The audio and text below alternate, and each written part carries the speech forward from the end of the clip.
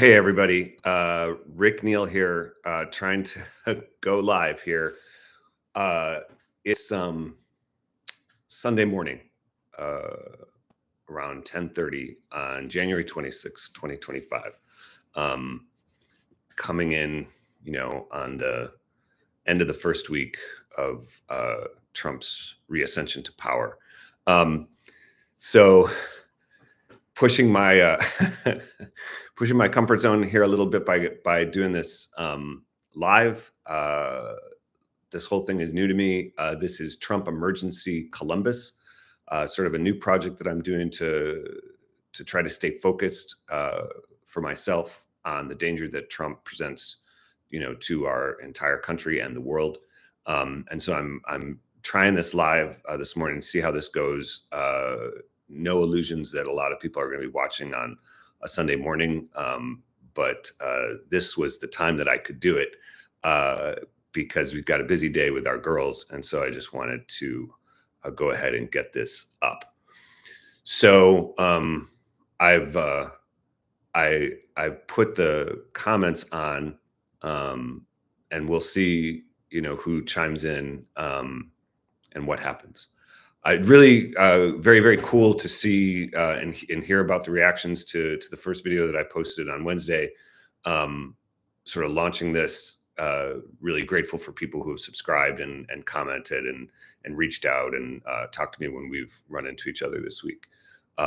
So it's certainly clarified. It's certainly helped me focus my mind, despite the fire hose of terrible news coming out from Trump and his Confederates. And I wanted to start off, and I think I'm going to start off every one of these. Here, let's see if I can move this a little closer. I'm going to adjust this a little bit. All right, there. I wanted to start off, and I think I'm going to start off most of these by saying something, but sort of repeating something that I want to keep in mind and that I want to keep in front of myself, throughout this entire process. And I'm sure I can modify this as we go, but and I want to be clear that I've got sort of my notes up here because I think this helps me keep my thoughts organized. So I'm not just speaking off the cuff here, but here's what I wrote the other night, and this really seems to me to be an encapsulation of what I want to keep in mind as we go through these next, what I'm afraid is several years of fighting against Trump and Musk and the others. So here it is. Donald Trump's return to power is a national emergency. Our country and the world are in grave danger. Trump, Musk, and their Confederates are attacking democracy, freedom, human rights, our livelihoods, and international security for nothing more than their own benefit. They are betraying their duty to us and to the Constitution so they can consolidate their power, add to their already obscene wealth, and remain free of prosecution. We have to face this danger head on and defeat it for the sake of ourselves, our country, and the world. So that's what I'm trying to keep in mind. That's what I'm trying to keep in front of me. And I think this is important because we're really facing, a real fire hose of bad news, and I'm looking at the headlines this morning. There's plenty every day, all day long. There's just more and more bad news. I'll give you an example. Last night, right before I went to bed, I made the mistake of getting on Blue Sky and saw a headline that caught my eye. Apparently the Department of Defense has used some of its airplanes for the first time in such an operation to transport migrant detainees to military bases in California and Texas, presumably before expelling them. And I was This is a result, I think, of that Lake and Riley Act that passed this week and was signed into law, where U.S. agents, have the authority to detain people without due process. And this is the consequences. I was shocked, not just because he's using the military for this, but also because I didn't see anything about exactly what had happened. And so even if these folks are being rounded up and detained, like, who are they? Where did it happen? Are there U.S. citizens among there? How indiscriminate was the detention, and what's happening to them? And I think this is the kind of thing I really hope that there's some information about that, that comes out, because this is bad. Um, and there's been so much since the inauguration. The January 6th pardons are a real, obviously attack on democracy and rule of law. Um, the As a public health person, I noticed the headlines about the pause in funding and communications from our health agencies, right as bird flu is still moving its way through dairy herds and chicken flocks in the United States. The Hegseth confirmation, which is appalling. Somebody like Hegseth is the Secretary of Defense. So, plenty of outrages. I do today, though, want to go back to the Trump inaugural and talk about that a little bit. And I also want to try to connect this to Columbus and how what Trump is doing is going to ooze up here, and affect us here directly, indirectly. That's a tough one because of the way that news is covered or not covered here, and the way that the papers or people just don't want to seem to jump to conclusions. But I think it's already happening, and I think local elected officials here need to be ready, as what Trump does in Washington, like I said, oozes up here, and affects us for the worse.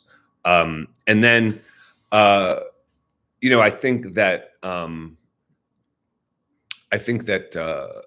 also some thoughts have come up about what we can do. This is, the top comment that I get from people. It's like, okay, all this is great. Yes, we have to stay focused, and Trump is a threat to us. But what are we going to do about it? And I have some thoughts on that at the end. So anyway, again, thank you, everybody. I finally went and listened to the Trump inaugural speech, and it was just awful. He's so full of it, and the setting, it was so shoddy, cheap, really unbecoming of the United States. And what of course struck me is that he says all these things, and people are getting up and clapping like it's a State of the Union or a campaign rally, which was gross. And he, especially the crap that he spouts, it all rings false for me when all I have to do is remember January 6th and Trump's betrayal of his oath and duty during all 4 years of his first administration.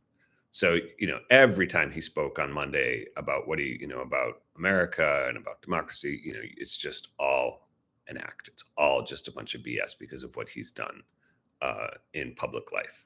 And during his first term, running his businesses while he was president, incredible corruption and conflict of interest, sublimating U.S. interests to his own overseas. Remember with when he pressured Ukraine to fabricate lies about Biden. His just his incompetent and tragic response to COVID that cost an untold number of American lives. And then, of course, the lies that he continues to spout today about the 2020 election, leading to his treasonous efforts to remain president. You keep those things in mind, and everything that he said on Monday just rings false.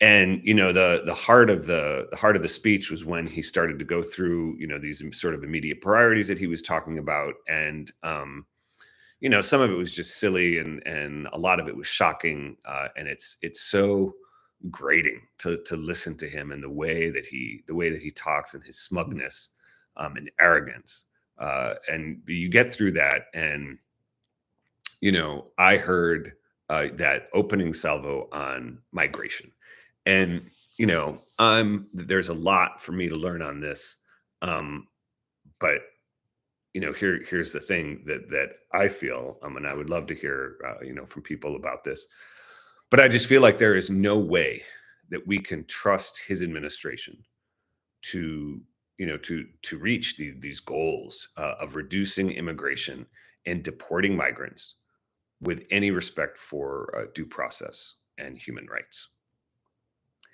The process is going to involve, I think, terrifying raids in our cities that sweep up people indiscriminately. And what kind of people? The people who the enforcers, think look like they could be migrants, or even not, just to terrify people. So it's going to involve these terrifying raids in our cities that sweep up people indiscriminately. It's going to involve the construction of massive private for-profit detention centers, despite the fact that apparently they're starting to use military bases for detention. Um, and then I heard military style occupation of our cities, which is going to be unbelievable. We'll see how far they go, but their goal is to terrify people, and it looks like they've already started. And I'm really looking forward to more and better and really probing coverage of what is happening. He spoke about inflation and costs. Um, had this whole thing about increasing fossil fuel extraction, great, to bring down the price of energy, and that would have knock-on effects through the economy. But then, of course, he brought up these tariffs, and the lie about tariffs is just maddening. Tariffs are paid here in the U.S. By importers on what we import, and they're going to pass those prices on to us, and so prices are going to go up. And the idea that uh, slapping tariffs on imported goods will cause uh, companies to locate here in the United States, or cause American companies to do better as people shift to what may become cheaper American products. Well, I don't know. I mean, that we'll see, right? I think a lot of economists are really worried about the effects that these tariffs are going to have, um, and prices are going to go up, and we'll see. Come next week, because I think he wants to start this on February 1st, what happens. But here's the real thing. Trump can grant exemptions to these tariffs. And so the competition, competition to get exemptions is going to unleash unbelievable corruption. Uh, and all of that will benefit Trump and his cronies. Third thing that I heard him talk about was, justice and no censorship, and how the Department of Justice, will no longer weaponize the legal system against political enemies. And of course, this is complete bullshit. This is exactly what he's going to do. He is going to go after political opponents. We all know his thirst for vengeance is like unmatched, um, and is just part of something I mentioned in my first video, just part of his narcissism and sociopathy. Um, the real, a real red meat section of his speech was on race and gender, and this was really, this obviously was tough. He It was wild, the sort of the gaslighting here, imposing um, doctrine and ideology, just imposing his own warped view of reality on us, um, in a complete denial of reality. Uh, his That declaration that U.S. policy is that there are only two genders is a shocking announcement when you think about it. In other words, that anyone who does not conform to whatever Trump declares is correct puts a big target on their backs. So anyone who does not conform to what Trump and his group and Musk, what they declare, what is a man and what is a woman, anyone who doesn't conform to that idea is targeted.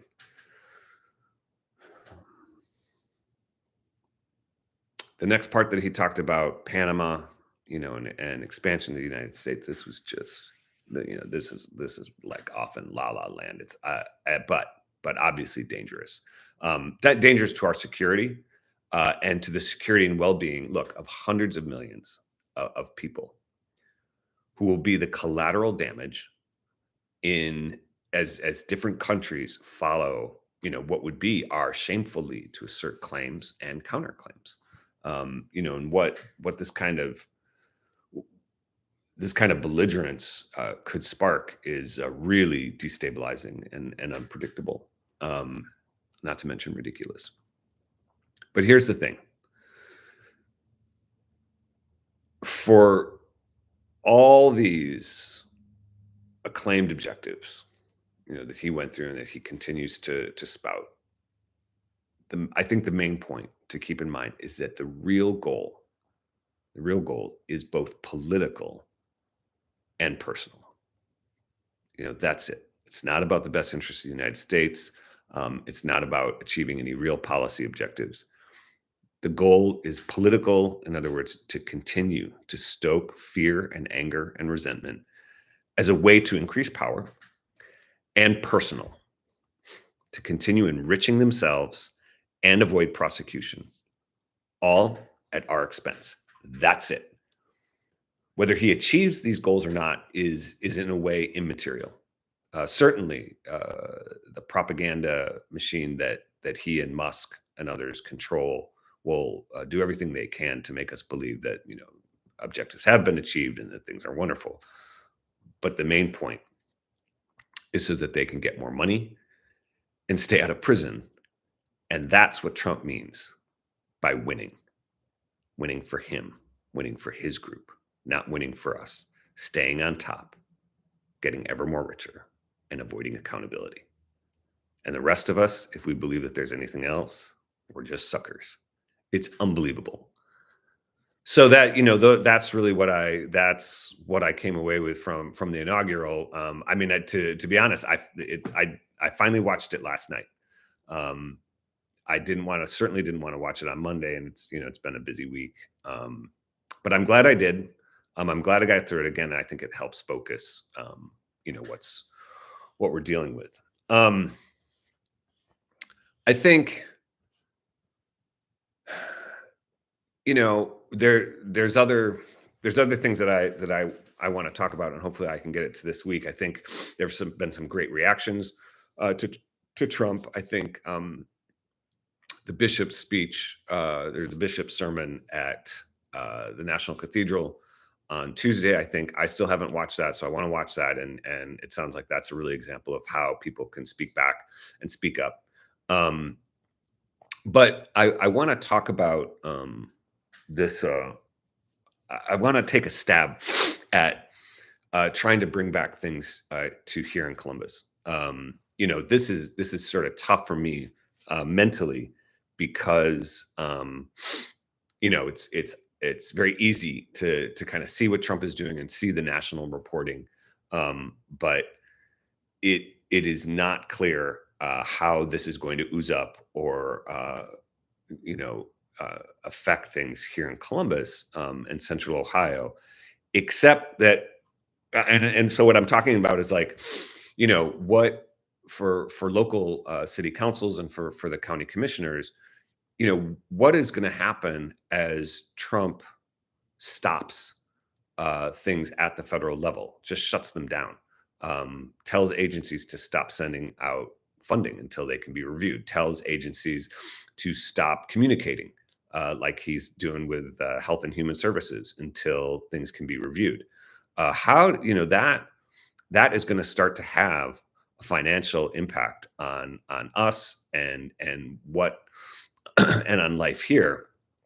And that's a little tough to tease out because it's not that kind of analysis isn't readily available. I wish it were.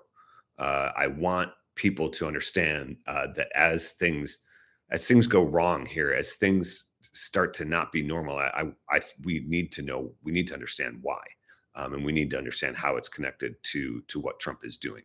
And what's funny is that there's already been some undemocratic contagion here in Ohio. And the best example that I can think of is during the redistricting process a few years ago when when the state legislature, the redistricting commission, we had to get new district lines, new districts for Congress and our state house, and it was incredibly undemocratic.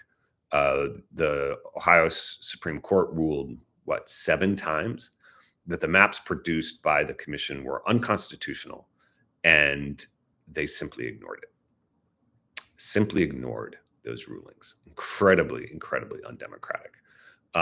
So that's something that is already happening, and I think that the Republican leadership in the state would be ready to do that again when they feel that they need to.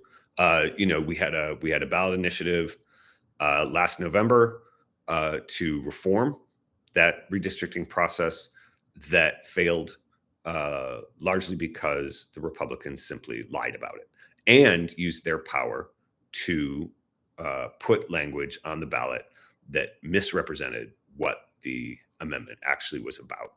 And that just profoundly undemocratic, using their power to lie to voters on the official ballot. We are a state where, as of now, trans kids and their parents cannot get the care that they need in this state, which is incredible. Cannot get gender affirming care, and that is, that's outrageous, and directly linked to what Ohio Republicans, they're showing what they will do to control our bodies and to try to control how we express our identities. It's tragic and shocking, and just a direct attack on how governments are supposed to make things better for people. So all this is already happening, and not to mention the fact that right after the election we had Nazis marching here in the short north. So trying to keep an eye on things like that and link that to what's going on with Trump is one of the things that I really want to do. I'll just say something. I need to, this week in the state house, this higher education bill has come up, and it was surprising to me that they want to push this right away.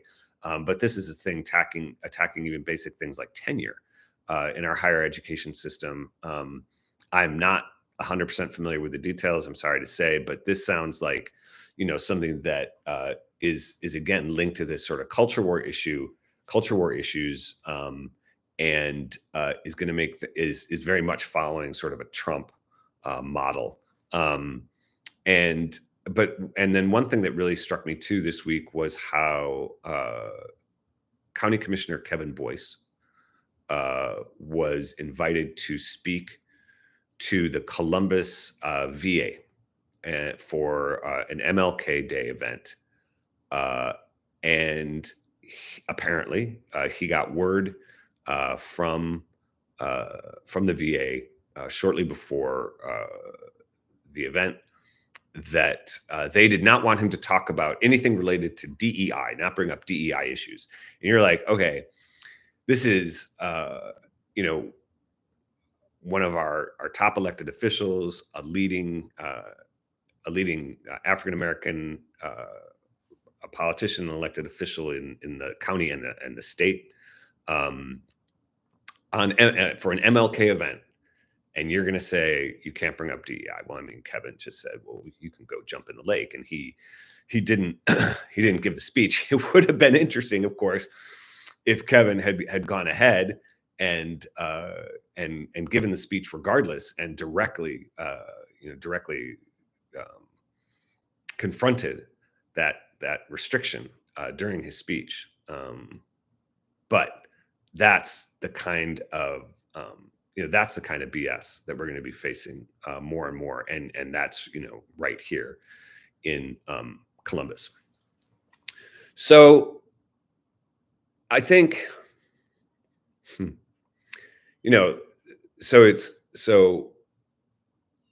it's a lot, and people are anxious to jump to, well, what are we going to do? And I get it. This is the point. And I've been at a little bit of a loss.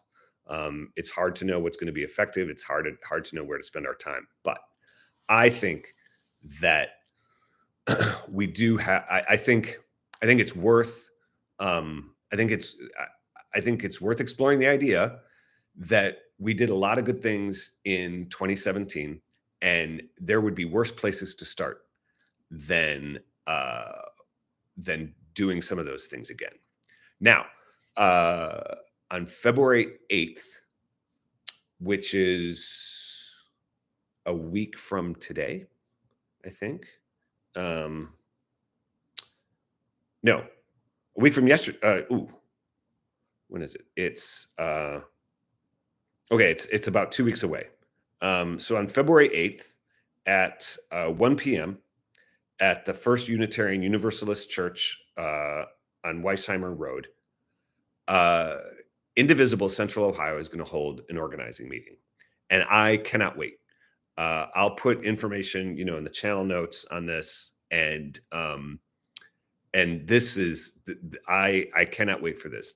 I remember going to the organizing meeting for this in 2017. It was fantastic. It was part of a series of meetings and community events where we met each other, where we got focused, where we took comfort in the fact that everyone else was there to try to figure out what we were going to do about this. And I think these kind of events could be really, really useful. Town halls, meetings with our elected leaders to specifically on the threat from Trump and what we can do together to thwart it. I think those and there were constant protests in 2017 and beyond, and I think letting especially our Republican federal elected officials know that what Trump is doing is unacceptable, and that their support for him is unacceptable. And Bernie Moreno and John Husted and Mike Carey, I am looking at you.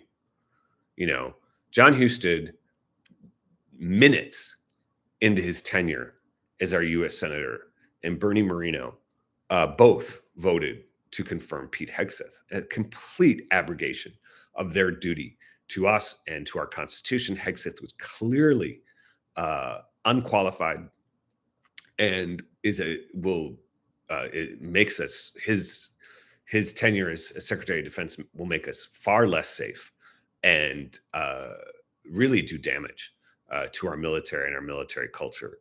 And they could have taken a principled stand, especially Husted could have sort of laid out his opposition, joining Mitch McConnell and Lisa Murkowski and Susan Collins as a voice of some restraint. And he caved. He blew it. And that's ridiculous. That Husted should have felt that he could have done that. So I think they need to hear from us, and I think it's worthwhile. I think it helps make a point that we are not going to give people a pass anymore. And I think that and I think our Democratic elected leaders also need to hear from us that we are outraged at the danger that Trump presents, and we want them to address it. So, hmm, lots of things. I think that lots of places where we could start. Um, I, I would love. I want to hear from. I want to understand more about the threat to migrants and to trans people, um, and the economic impacts of what Trump is going to do to our lives and livelihoods here in Central Ohio. Um, there's a lot to there's a lot to understand. There's a lot to follow, but I just want to stay focused on how serious this threat is. Um, I'm really glad to be linked up with so many great people. I'm really glad, and it's wonderful to hear from so many great people. I am really looking forward to getting out there, like I said, on February 8th at the Indivisible event and other events, and to just see everybody in person. Thank you for watching, and I will see you next time.